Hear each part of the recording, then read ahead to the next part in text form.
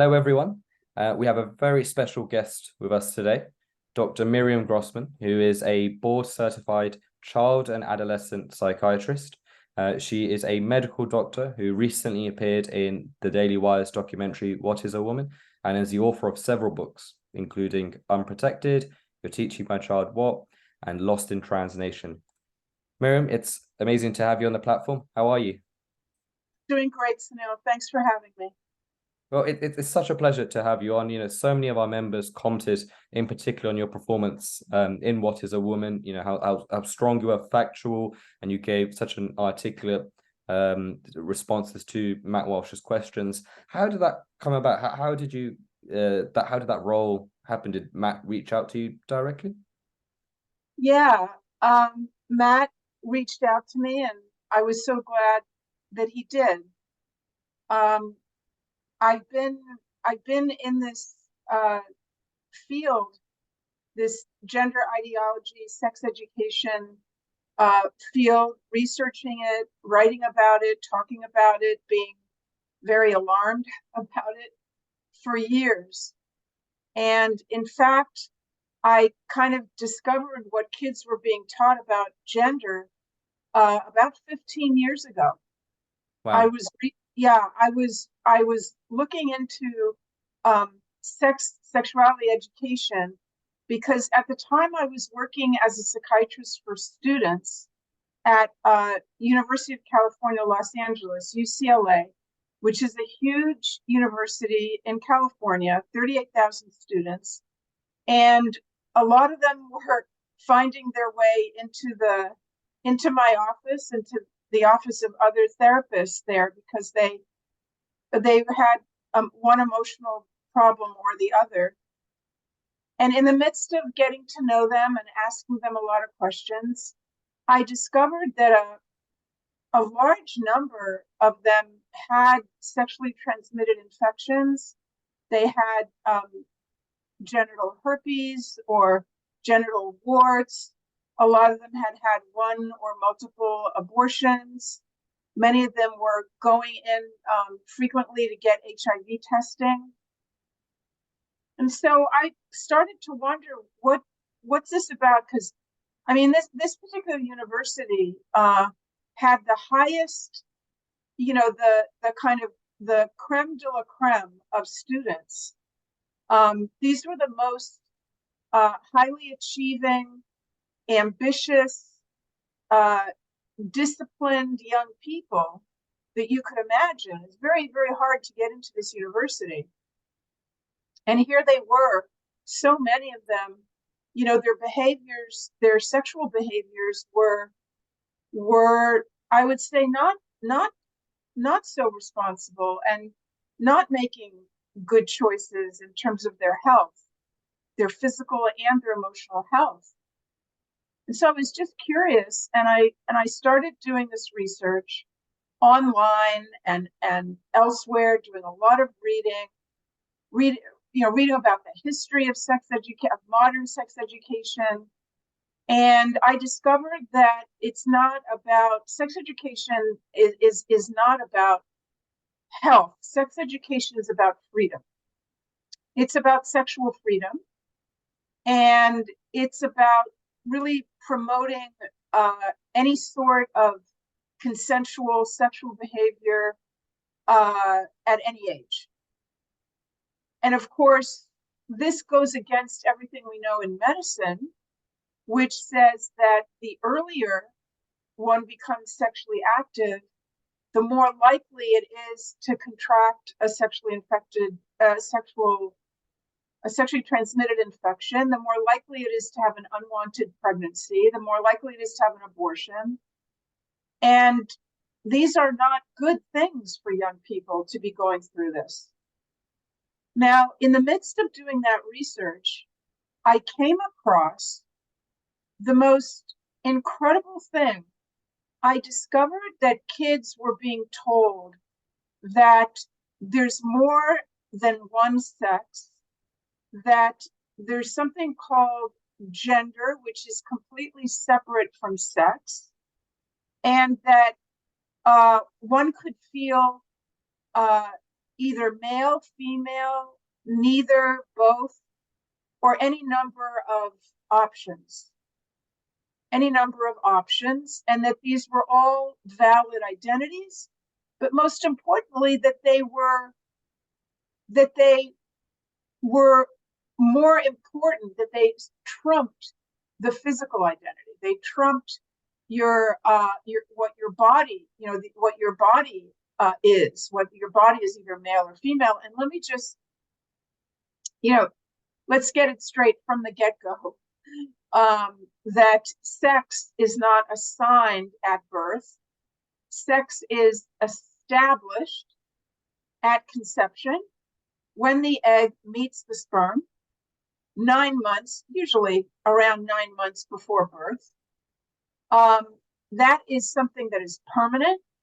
That is something that affects every system in the body: the heart, the brain, the lungs, the immune system, obviously the reproductive system. Every system in the body is affected by whether there is the presence of 2 X chromosomes or an X and a Y chromosome. So this is, very contrary. The science is very contrary to what kids are being taught and what kids have been taught for a long time. And as I explain in my book, my most recent book is Lost in Trans Nation, 2 separate words, Trans Nation, a child psychiatrist's guide out of the madness. And I explain the origins of this thinking, the origins of the idea that we are who we think we are or who we feel we are, and not our bodies. We're not, in other words, it's a belief system that is built on disembodiment, disembodiment being a normal state of affairs. Now, this is all extremely alarming. We know that we want kids to have a strong sense of who they are. When someone does not have a strong identity, whether it's ethnic identity or racial identity or any numbers of ways that you can identify yourself, it's a handicap. We want people in mental health, we want to promote a strong identity. We know, for example, kids who are adopted and who might appear very, a different ethnicity or racial group than their parents. They are at increased risk for having identity issues and other mental health issues. So, bottom line, people need to know who they are in order to flourish. I mean, there's enough things in life, right, that come our way that cause difficulties. Yeah. There's enough traumas and losses and anxiety and depression and ADHD and all those things that happen to us, that at least we would like to encourage a strong identity. So when sex educators and teachers and doctors and guidance counselors and politicians are all, I would say, regurgitating this message of your sex is assigned at birth. What that does is it gives the child the impression that being a boy or girl is just a random and often incorrect a decision, an assignment, a non-scientific label that's just placed on you when you're born. Now, this is just utter nonsense, as you would say, rubbish. Yeah. Well, when did this, sorry, was this 15 years ago you were seeing this messaging? Because a lot of our listeners will only have heard about the sort of trans debate in the UK maybe last 3 or 4 years, if that. So you're saying you saw this 15 years ago? Well, absolutely. I saw it 15 years ago. I gave a lecture in the House of Lords 12 years ago on the dangers of sex education, and probably I included the gender issue there. So but even before I became aware of it, it was still being promoted within sex education that was coming out through Planned Parenthood. I'm not sure, it's IPPF, International Planned Parenthood Federation, which I'm sure that you have there in the UK, and other organizations. I probably, if I dug it up, I could probably still find the PowerPoint that I gave in the House of Lords. And oh, that would be fun, wouldn't it? I could identify the organizations in the UK that were promoting this rubbish about gender. I can't off the top of my head remember the name of those organizations, but I could easily look it up. So yes, this has been around a very long time. Unfortunately, and I wrote about it in 2009 in my book, You're Teaching My Child What? It was the final chapter. And I said to parents, this sex education stuff is really bad, but it gets worse. And the reason why I was saying that the sex education material is bad is because, for example, kids were being encouraged to be sexually active.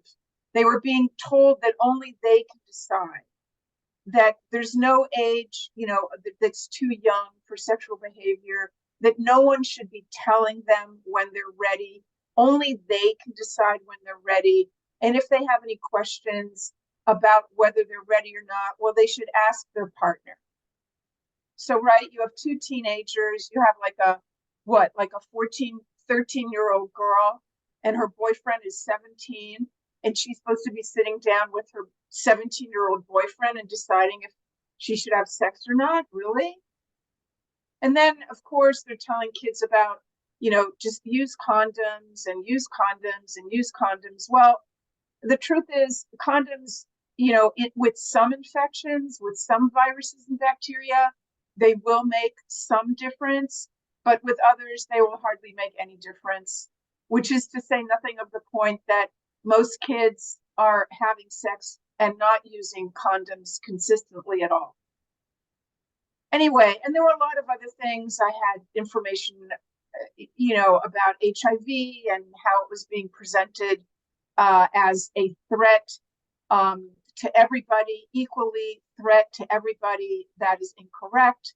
It is most easily spread through anal intercourse.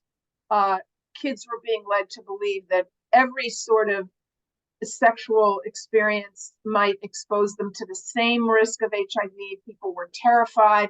I had kids coming in my office being terrified that they may have HIV, and just all sorts of things like that. I talked about the teenage brain being immature. I talked about oxytocin and how kids need to understand that intimate behavior, including kissing, but certainly sexual behavior, releases a hormone, primarily a female hormone, but boys and men also have this hormone oxytocin.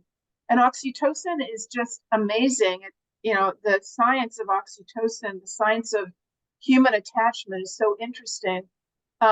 Basically, it travels to the brain and tells the brain, now you're with somebody that you can trust.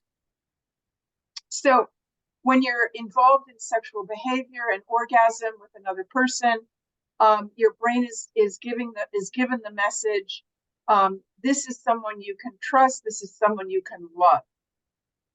And, that's kind of important for people to know, right? Yeah, definitely. So it seems as if the stuff with the children, in terms of what we're going to be talking about later in this podcast, it seems as if you almost stumbled upon it. It's not something that you necessarily were looking for or targeting. It just became clear from the work that you were doing that. Absolutely. I wasn't expecting it at all. I was looking for all other kind of topics that I just went through with you. And then I saw that there's this other message, a whole other world that kids are being introduced to. The idea that there's the binary of male and female, boy and girl, man and woman was false and oppressive. So it was placed into sort of, these political Marxist kind of terms, of oppressive and, these subjugated minorities, and, it just, I don't know, I couldn't believe it. It was absolutely bizarre. And, because the science says that all mammals are sexually dimorphic.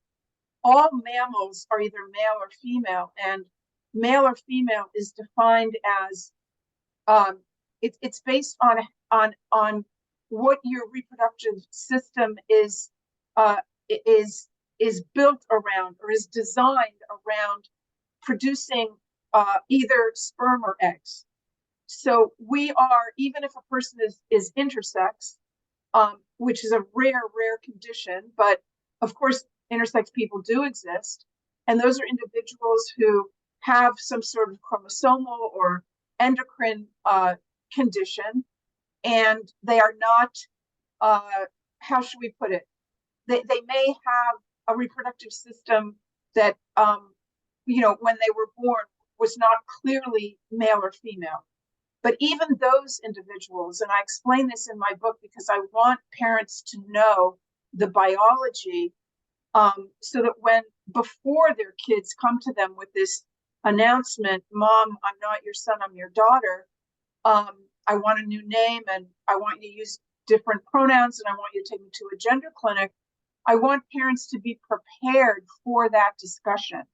And one of the ways that parents must be prepared is by knowing the biology. You don't have to be a PhD. My book is not written for psychiatrists or psychologists or, professionals of any type.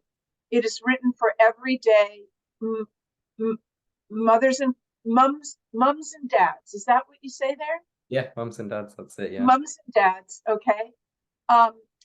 Who will be able to understand the clear language that I put this in. So just getting back to the biology, children are being indoctrinated. I'm going to use the word indoctrinated, because indoctrinated means when false ideas are presented over and over and over again and they're presented as facts, not as opinions, and there's no opportunity to question it. And I think you'll agree that that is what's happening now with the schools. Definitely. And in sex education, and even the medical organizations, which I also discuss in my book, how the medical organizations have been hijacked and have been taken over by this ideology as well. So when I get material from my professional organization, the American Academy of Child and Adolescent Psychiatry, it says to me that, that when I get a child in my office or a teenager who is identifying as a transgender person, and they are requesting a new name and different pronouns, that I should automatically go along with that, and I should affirm that new identity. They're not saying to me, well, there's an opinion that you should be going with this identity, but there are other opinions that say we have to be more cautious, that this is actually a major intervention in the child's life, and we don't yet know what the long-term impact is of that intervention, because many of these identities of young people are transitory. And so when we go along with the identity and we, quote unquote, affirm that identity, and we use a new name, let's say a female name for a boy, female pronouns for a boy, and that happens at home, at school, all, everyone he knows, his doctors, his dentists, everyone,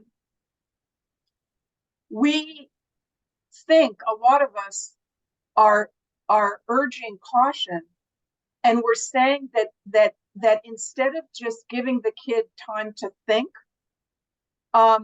which is the way that it's presented to us, instead of just giving them time to think, it's going to lock in that identity. Okay, this is the danger, that it's going to lock in an identity that then places them on a path toward medical interventions that are disfiguring and can be very dangerous and sterilizing.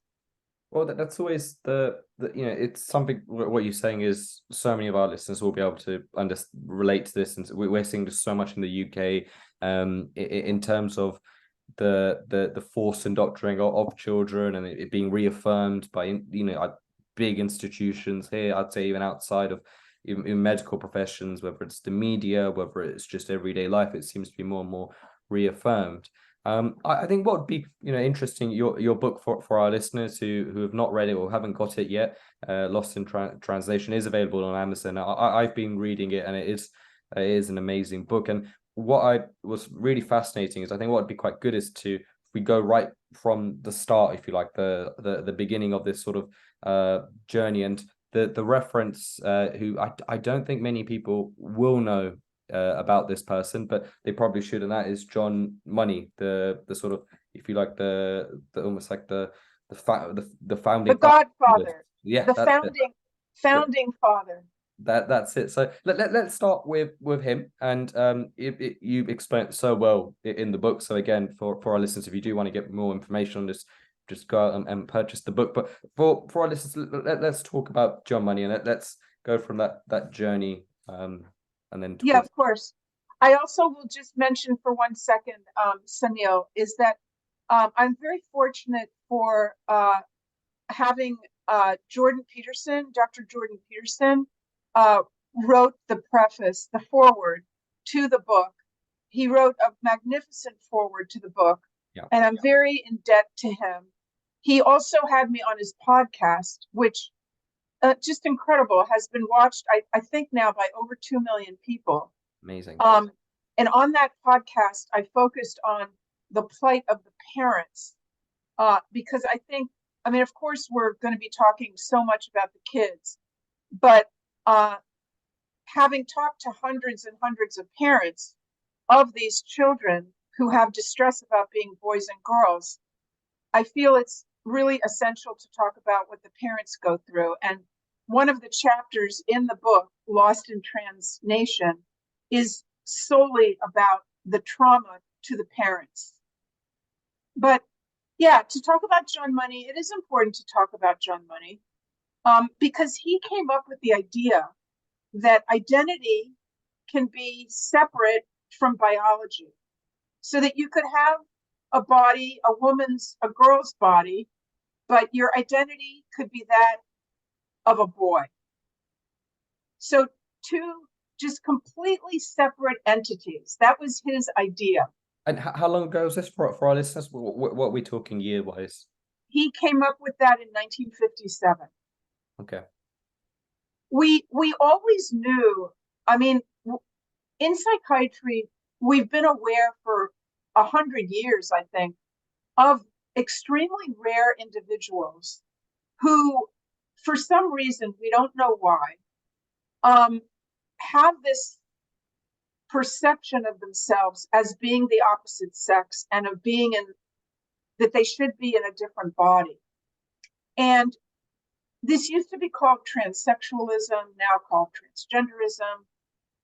But the point is that it was extraordinarily rare. So it was 1 in tens of thousands of people. And I go into that in the book as well. But so John Money was a psychologist originally from New Zealand. And he was interested in people who are intersex, hermaphrodites. They were called at that time. He wrote his thesis. He went to Harvard University, got his PhD there, wrote his thesis on how hermaphrodites or intersex babies, how the decision is made of whether to raise them as boys or girls. So you have to understand that this was at a time when, this was decades ago. So the biotechnology revolution had not yet happened. We didn't have a good way to study the chromosomes, to look at them under an electron microscope and map them all out. So John Money had a theory, which was that we are all born gender neutral. And he used this word gender to describe a person's perception of themselves apart from their biology, apart from their bodies. So he said people have a sex, and that's their body, and people have a gender, and that's in their mind. He said that gender is a social construct. And what that means is that it's imposed on the baby, on the little child, from the society, from her parents, her siblings, her relatives, whether she gets a pink blanket or a blue blanket, whether she's given dolls or trucks. And that because of those messages and expectations that were put on the little baby girl, for example, she would then develop feminine qualities.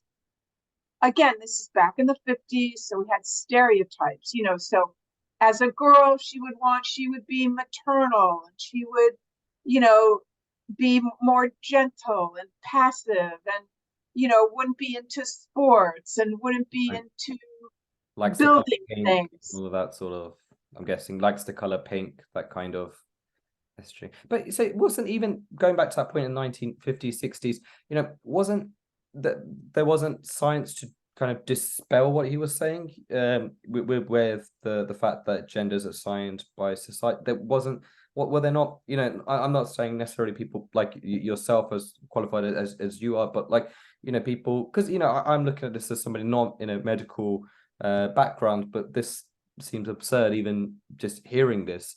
Were there not sort of eyebrows raised, or people like yourself from psychiatrists Yes, in the 60s? yes, saying, there were eyebrows raised with his theory, but as I explain in the book, he succeeded at promoting his theory very well. For one reason is because this experiment that he conducted, which I'll explain in a minute, which is a famous experiment with the Reamer twins, and there was an excellent BBC documentary about it. But you see, John Money was a very impressive guy, and he had a huge ego, and he was sophisticated and well-spoken. He was a professor. He got his PhD at Harvard. He was working in one of the most most famous medical centers in the world, Johns Hopkins University. And so people listened to him when he talked. Right, okay. Now, he was also, he was an immoral human being. He was a bad player. He was a pedophile. He abused boys. He spoke in favor of incest. He thought that kids should be exposed to pornography at a young age. So, this was someone who wanted to break down traditional values, if you like, Judeo-Christian values. And he succeeded. He really succeeded beyond his wildest dreams. So what happened is that he had this theory that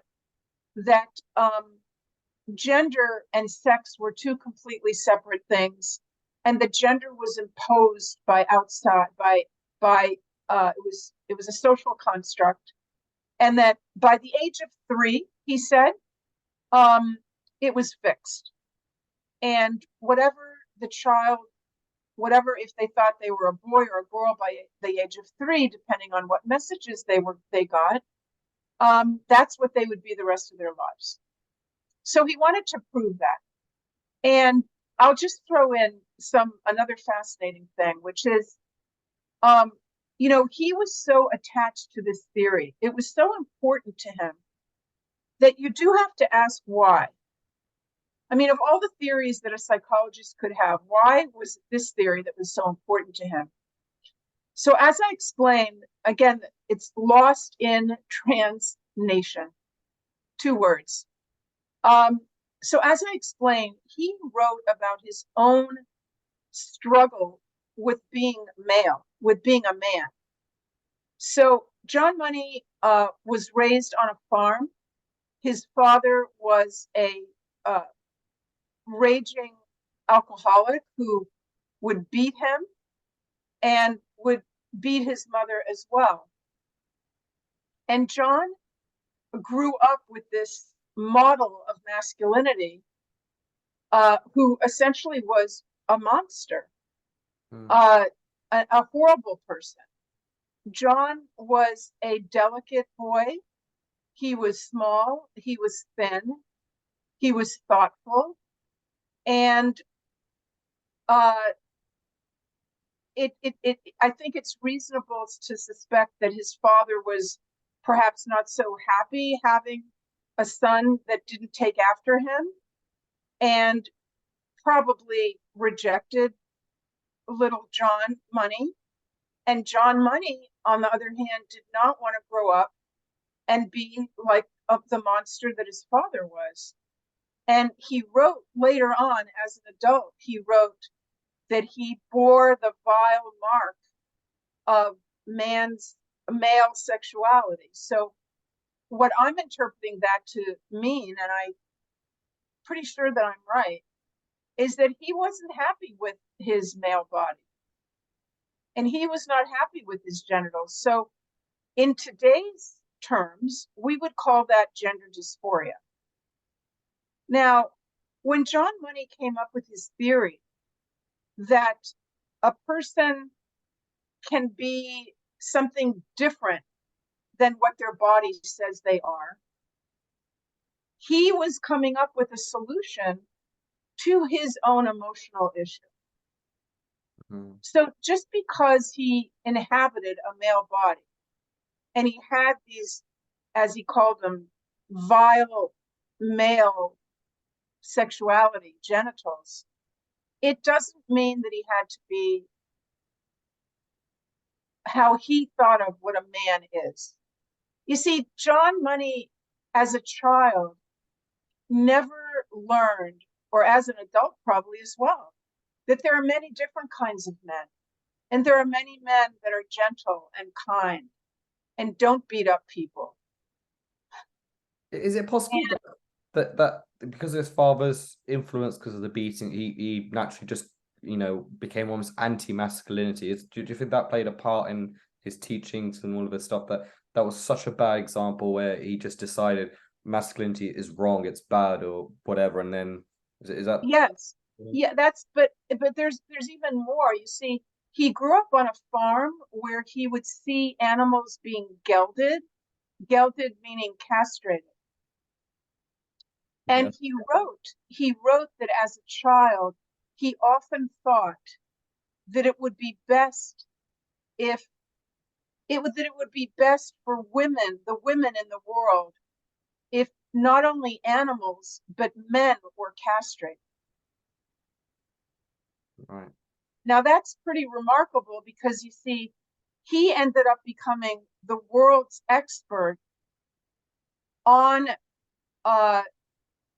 these little babies that decisions had to be made about how to raise them. And he was very aggressive when it came to boys, he was aggressive about castrating them,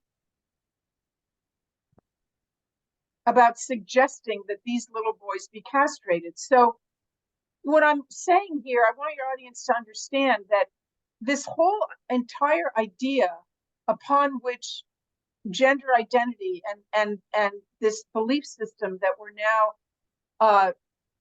confronted with, left and right 24/7, and that is indoctrinated into our children, this all came from the mind of somebody, who struggled with his own gender and came up with a solution that has no basis in science or medicine whatsoever. Now, how did John Money get to be so successful? How did his gender theory get to be so successful? And that is the story of the Reamer twins, a young family, blue-collar family in Canada, gave birth to twin boys in the 60s. They went for circumcisions. There was something wrong with the equipment. The first boy who went for his circumcision had his penis burnt off. The second boy did not have a circumcision. The parents were desperate for what to do with this boy, with the little boy without a penis. Under one, I think he was 8 months old when it happened. They heard about John Money. They went down to see him. They were extremely impressed. This was a blue-collar family. They were I don't think they were high school graduates, actually. And the mother, Mrs. Reamer, said later on that when they met John Money, they considered him like God. Wow. John Money, as I said, he's at Johns Hopkins University. He established a clinic there. They go in to see him. He has all his diplomas on the wall. He's the professor. He knows what he's talking about. When John Money talked, people listen.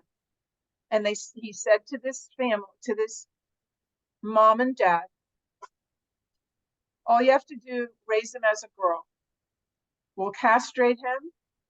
You're going to rename him, give him a girl's name, raise him as a girl, give him dolls. Everything that's feminine, give him. And you'll raise him as a girl. He's going to be fine, John Money said. Just make sure that you never tell him the truth. You never tell him that he was born a boy. And when he gets close to puberty, we will give him some estrogen so he'll develop breasts.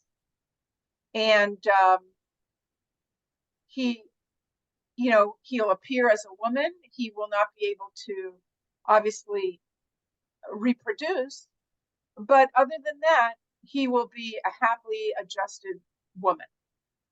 So they did exactly what he told them to do. He was castrated.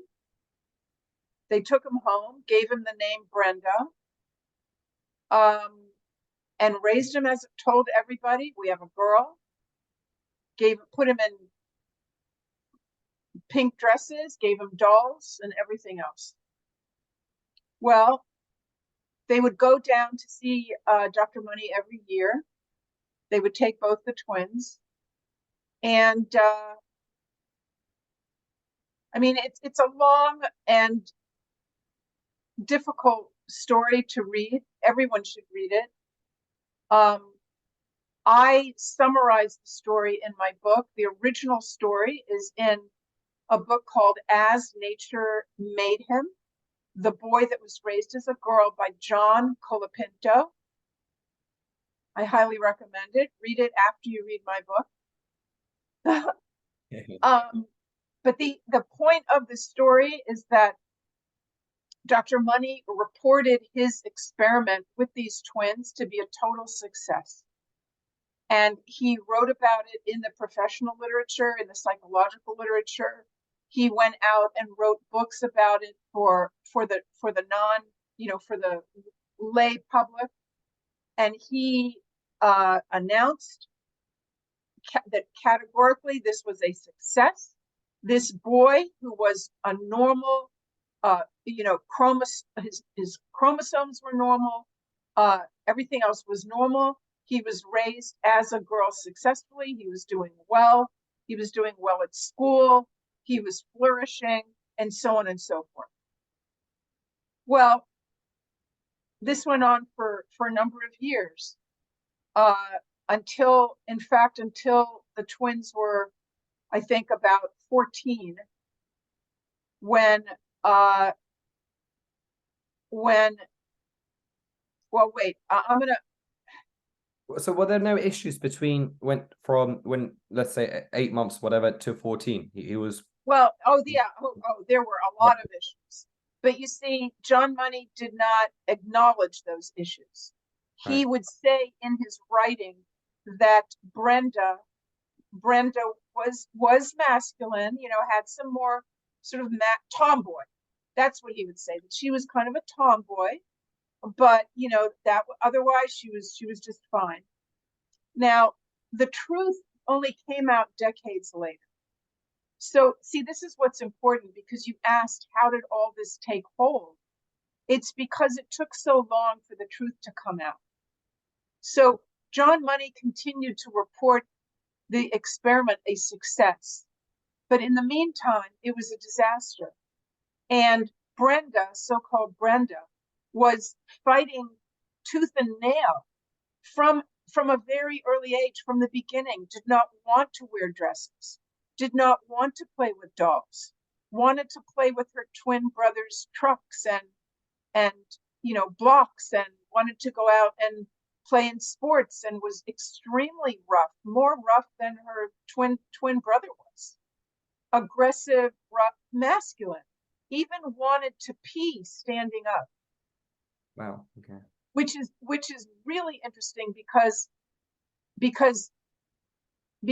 Brenda was raised from the age of, I think, 18 months, like he was still in diapers, I think, but still wanted to pee standing up. Now, that may have been because he saw his father. I mean, who knows? We don't know. But he was extremely masculine. He walked like a boy. He talked like a boy. His gestures were boyish. He wanted to be a car mechanic when he was a kid. He wanted to be a garbage collector. I mean, just the most, stereotypical male things you can imagine. And he was not accepted socially at school. And he was not a happy child.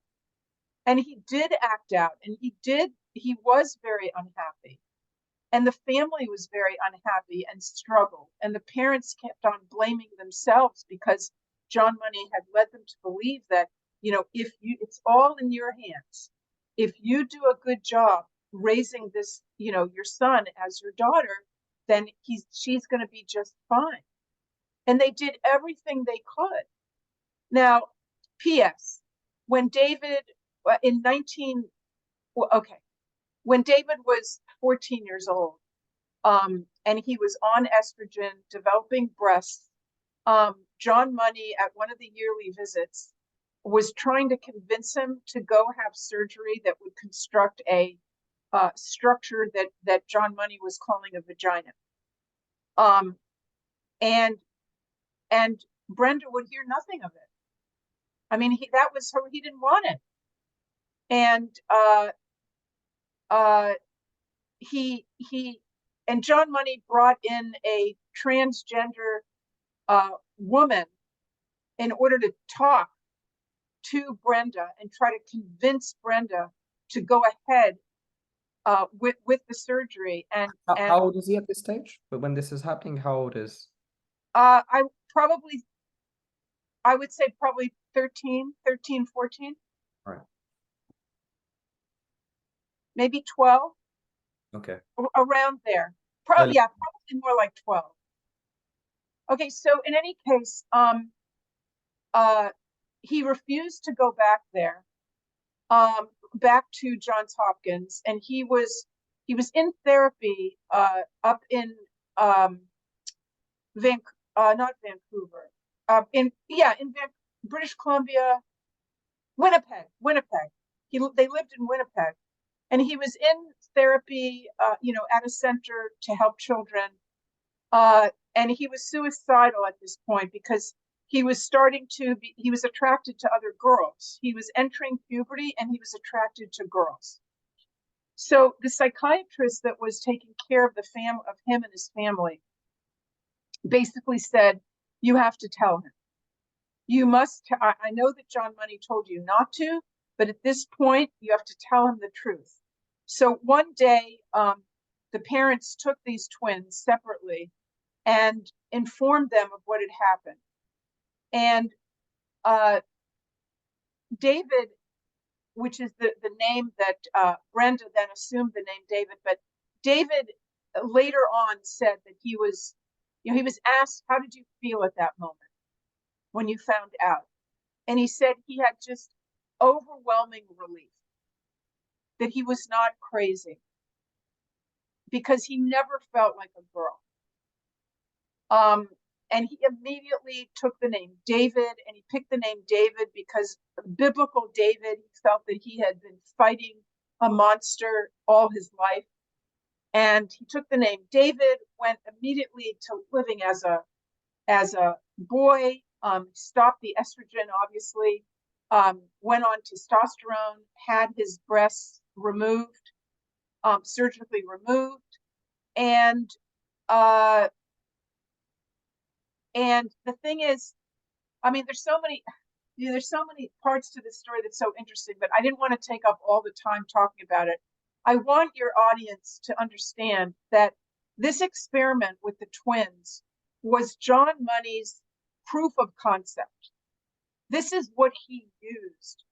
He pointed at this study with the twins to show that his gender theory, in other words, his idea that gender, the way that we think of ourselves as male or female, is completely separate from biology.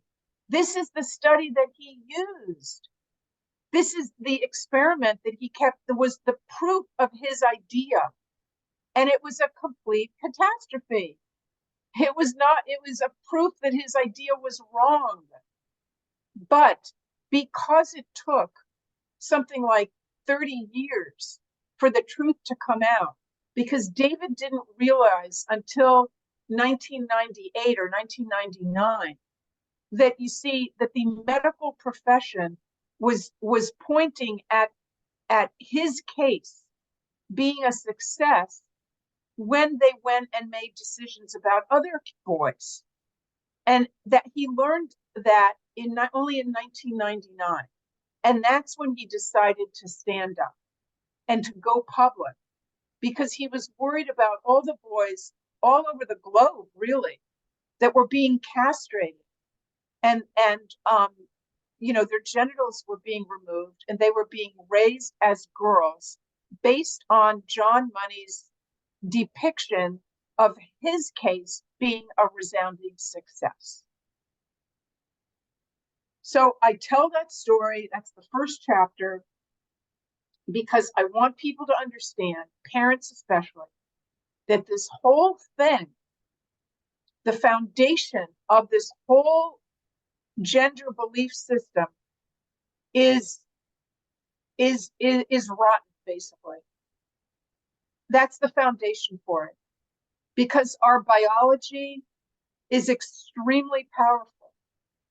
And to deny our biology, which is what right now we have gender affirming care, which allows kids to make their own, self-diagnosis, and the doctors and therapists or parents and everyone else is supposed to go along with that diagnosis and go along with a new identity that is completely separate from their biology, that requires a denying of their biology. And what I am saying is that you cannot deny biology without paying a price. So that was kind of a long version of the John Money. Well, it's actually a short version because there's so much else that could be said.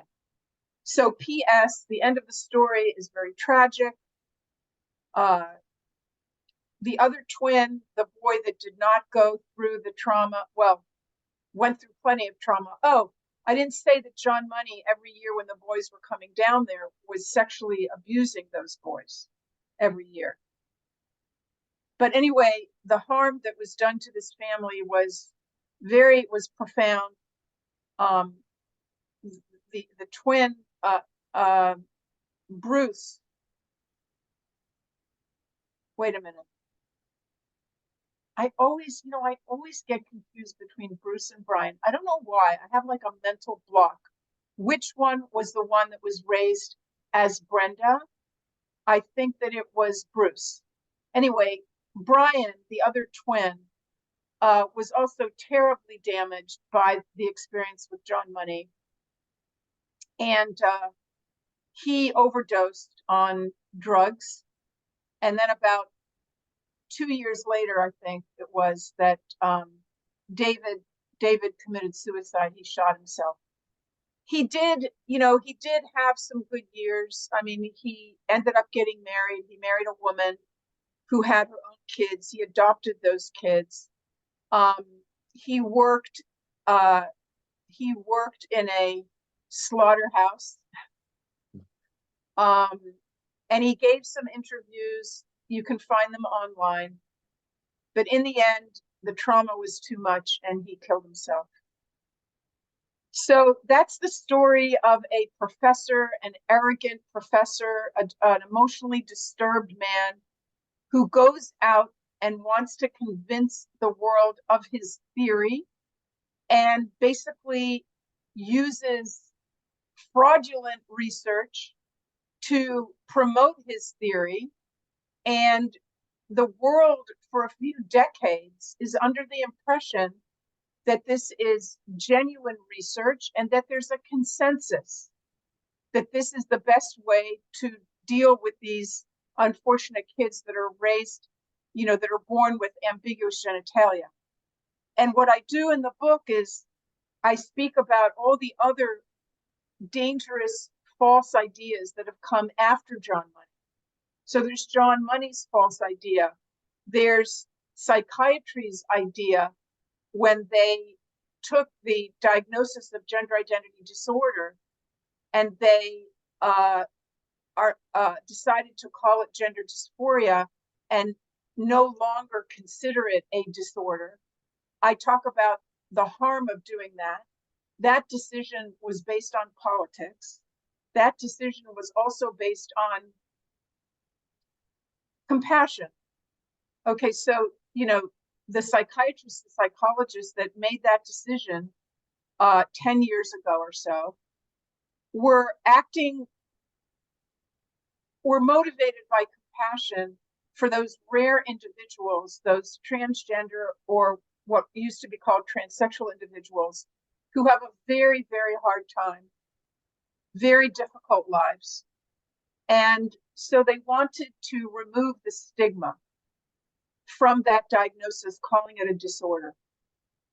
The thing is, though, that once it was no longer called a disorder, there were other things that happened as well, but basically, that's when around then the floodgates opened and we've reached epidemic, if not pandemic, proportions of young people who are without any prior discomfort with being a boy or a girl, suddenly announcing their new identities.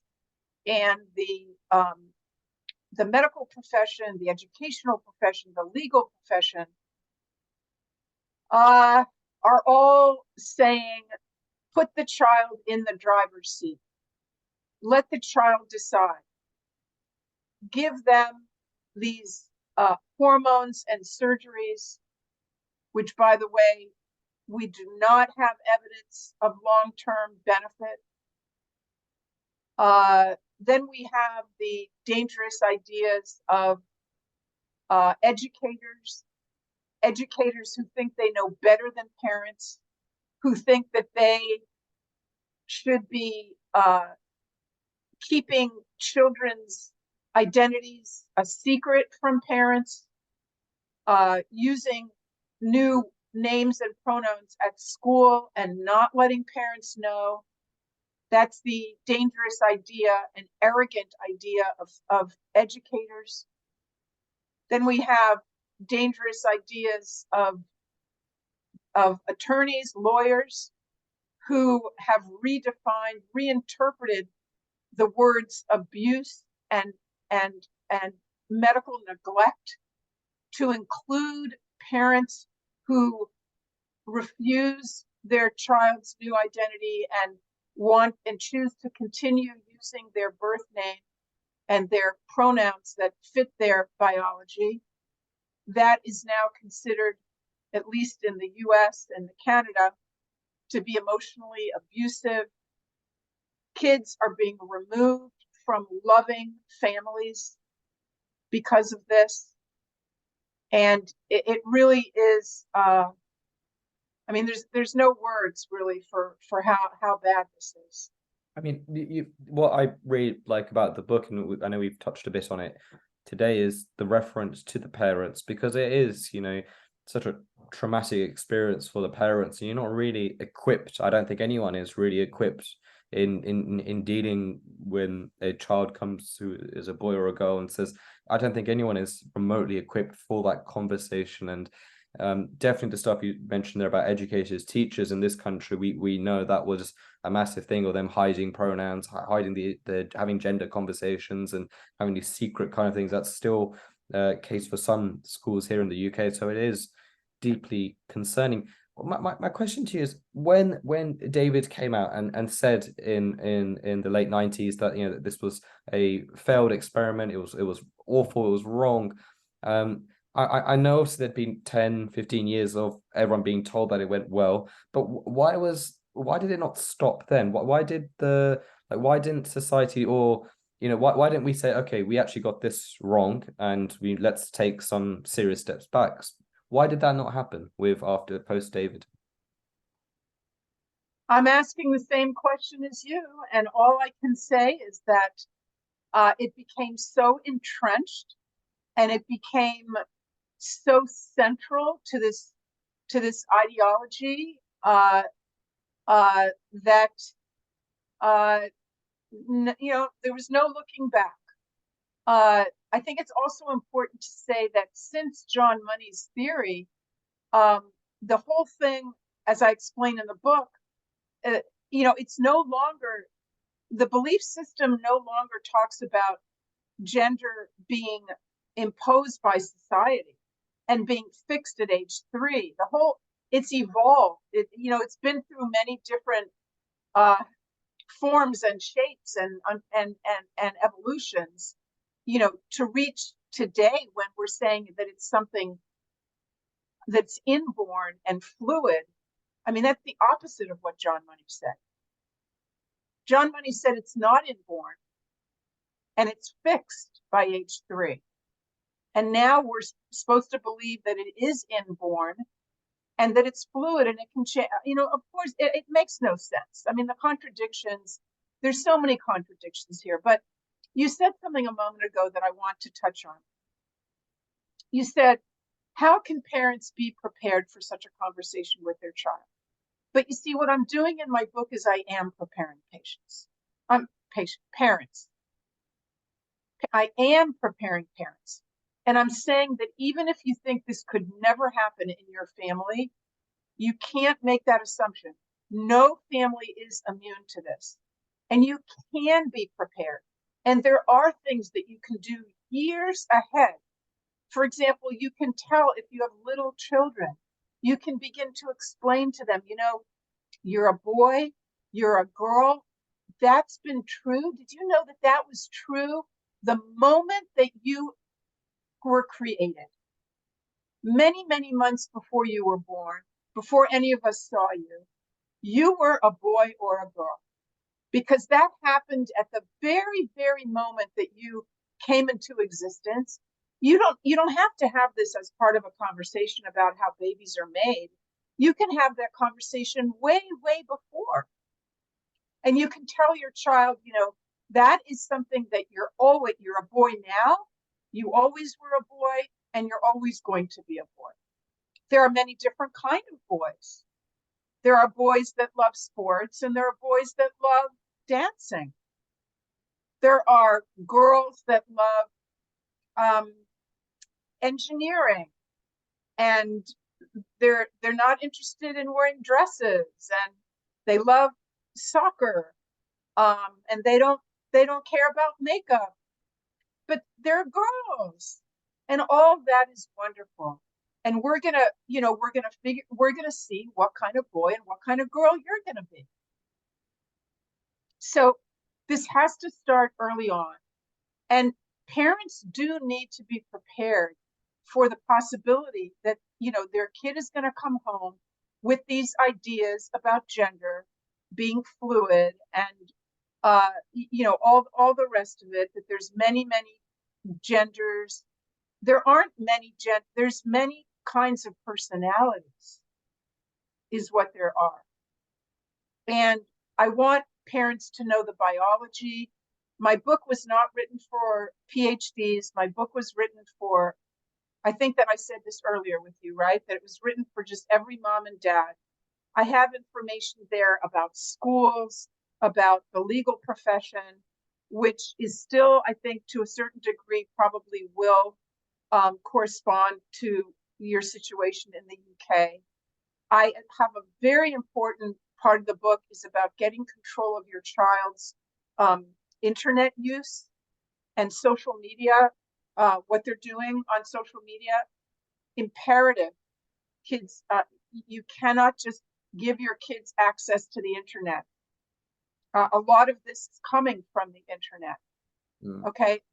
A lot of kids that I've seen in my office say that they first heard about this on the internet, on social media, on YouTube.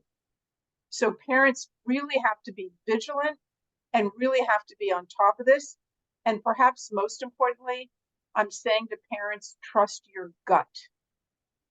Trust your gut. You know your child best, not the expert with all the diplomas on the wall. And I've got all these diplomas on my wall, and I'm still telling you to trust your gut. I think, the book is amazing for parents and future parents to almost give them that equipment, make them prepared, and for those, if those difficult conversations happens, and almost prevent them in the first place.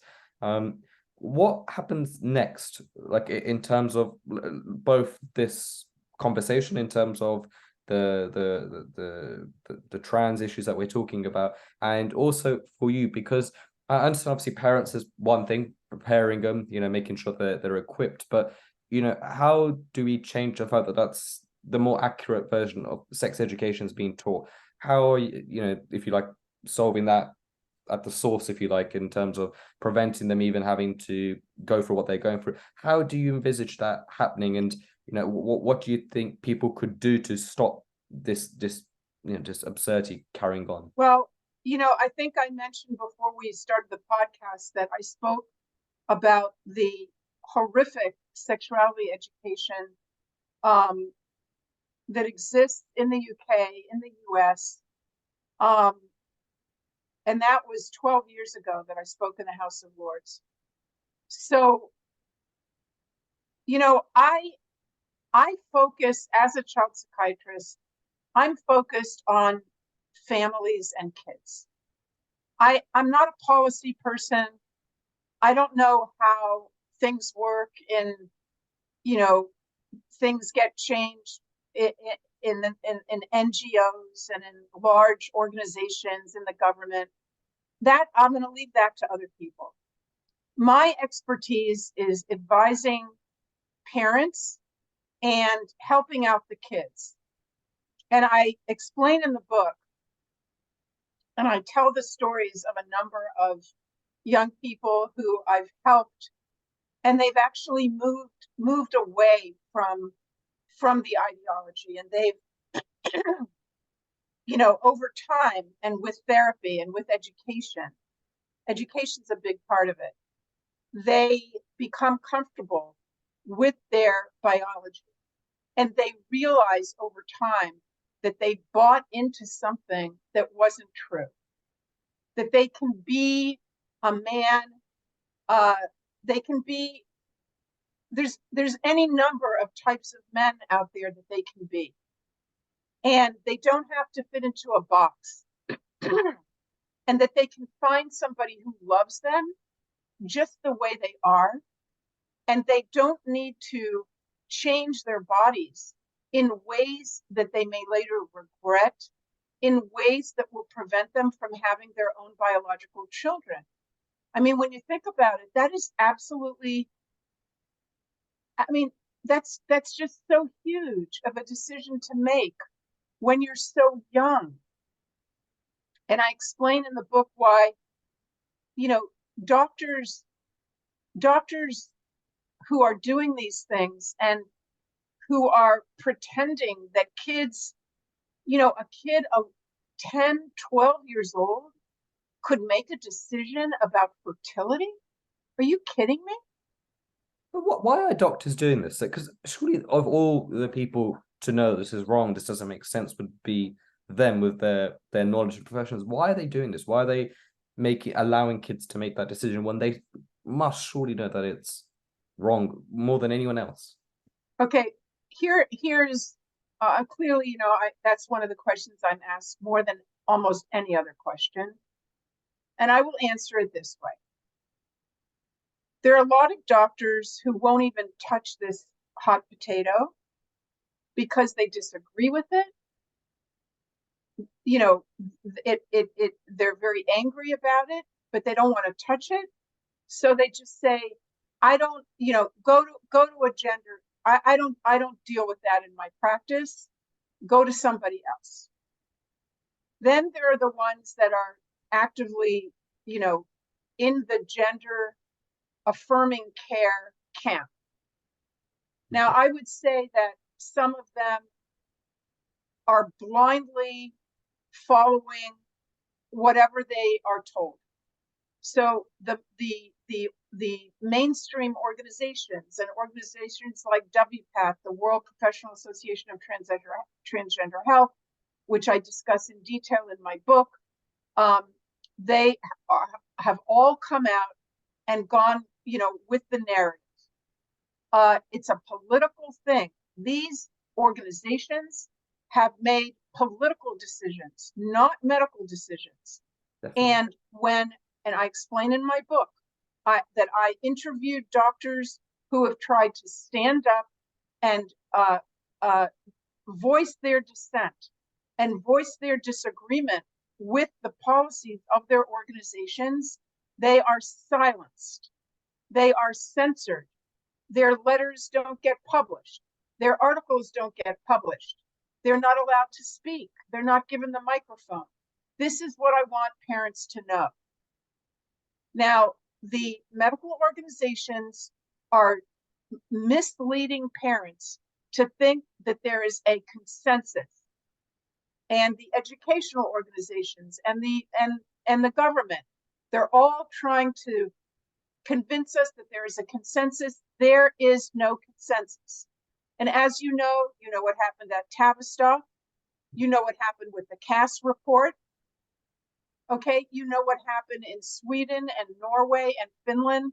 They all said that there is no high quality evidence that shows that these interventions are helpful in the long term. Parents need to be aware that this is a scandal. It's a medical scandal of the highest order.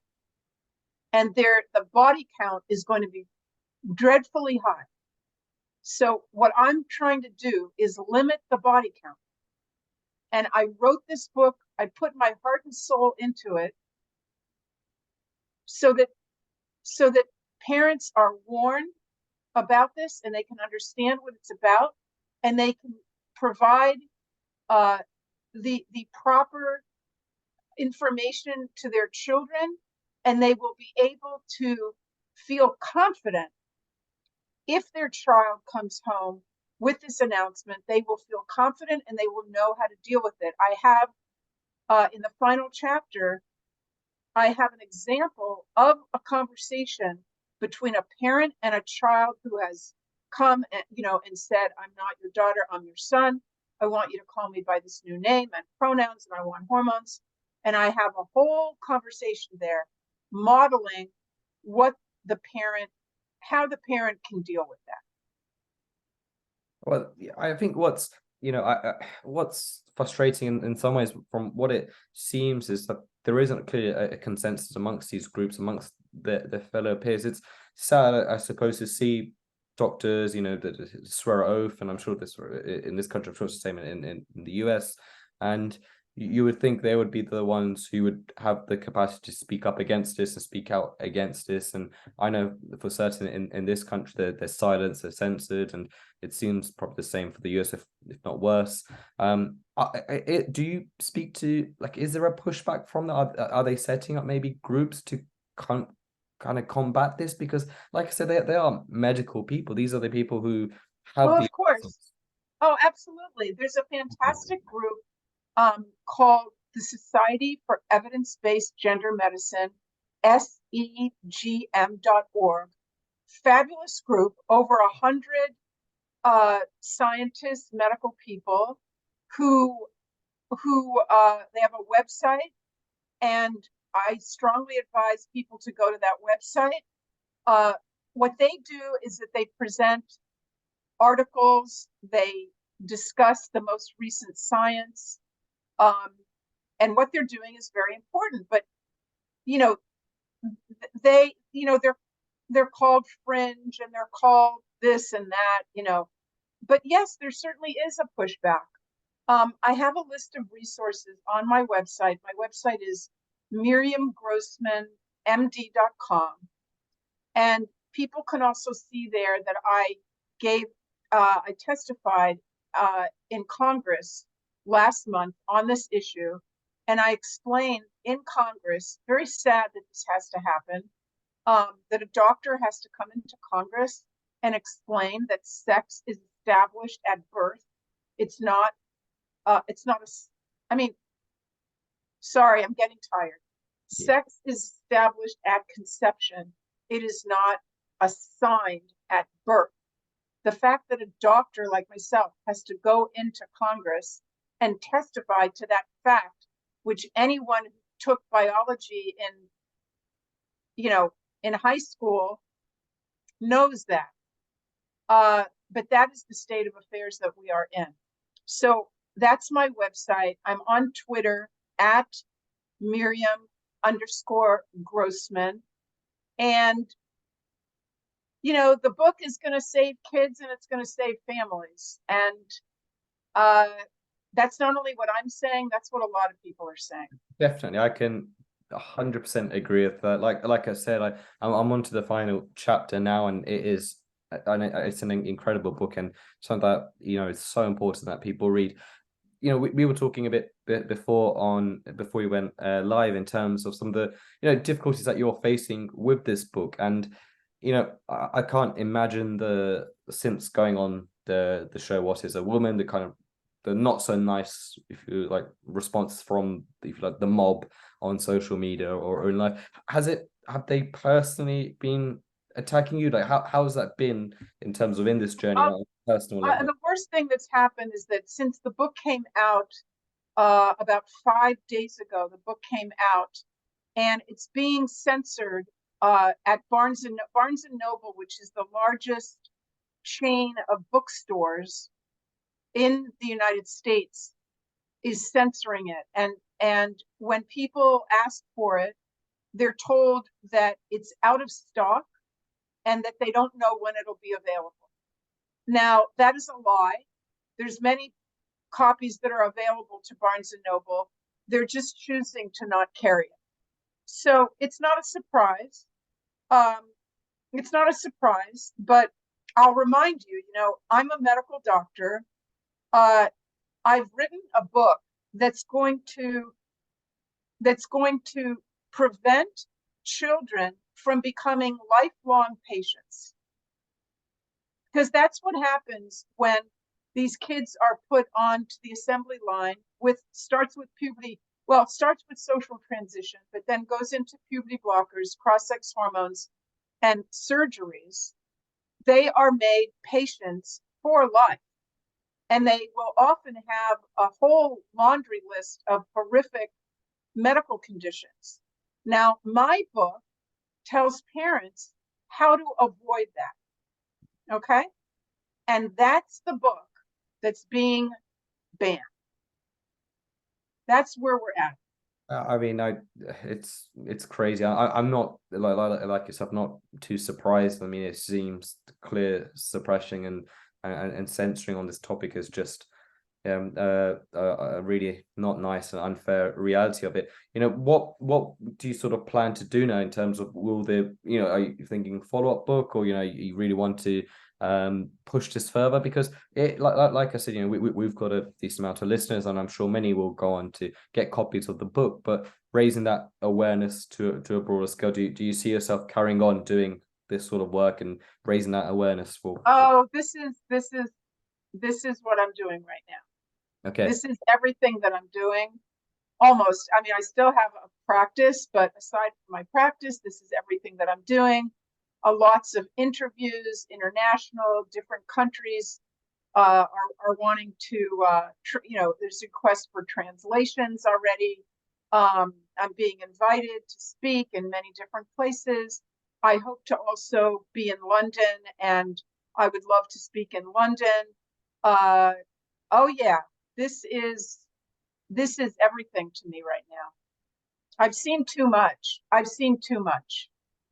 I mean, it is really, really sad. Like, you know, reading through the book, you know, the stories and stuff that you read, it is incredibly sad, and you do feel such a great deal of sympathy for parents who are in this awful position, and generally the society is not helping it whatsoever, you know, in terms of schools, our medical professions, and more media. You know, everything just seems to be very difficult for parents in dealing with this situation.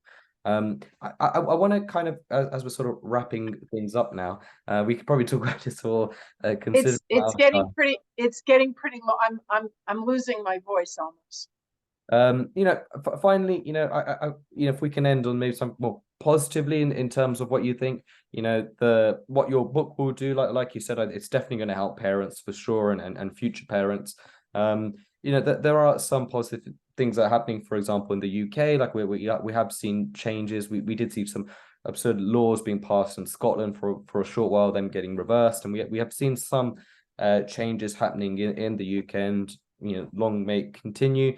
US is obviously in a slightly different position to us. It'd be interesting to get, as we wrap up, like, what is the situation in the US when it comes to all these conversations, and how do you think it will change, if at all? Well, you know, of course it's going to change. Of course there's going to be a correction.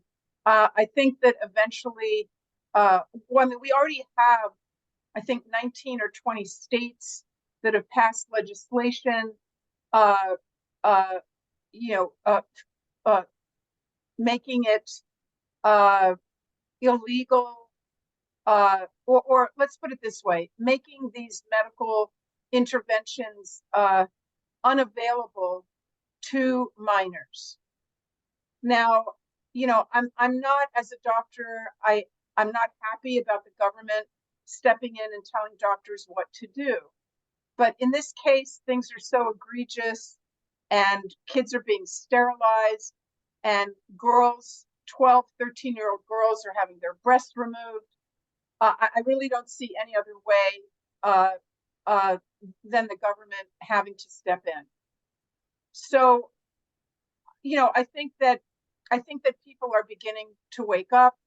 I think that my book is going to play a major role in that happening. Um, and you know, it will be, hopefully in not too many years from now, we will look back on this as a horrible medical scandal, and people will be asking, how did this happen? How did we get here? How did so many people, especially doctors and psychologists, uh, become convinced that this was a good thing? And I think that comparisons will be made with prefrontal lobotomies, which were very barbaric operations that were done on mentally ill people. There were about, in this country, 40,000 people that received that procedure. The inventor of the procedure got a Nobel Prize, and now it is recognized as a medical catastrophe. So I think that's where we're going to end up. The only question is, you know, how many casualties there are going to be and what the body count is going to be.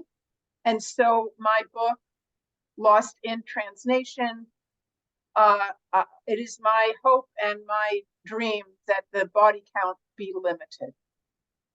Well, I think that's a brilliant way to wrap up today's episode. And thank you so much for your time, Miriam. And also, it's amazing the work that you're doing. You're a great inspiration for many of us listeners and people across the world. It's amazing what you're doing, and please, long may it continue. Thank you so much.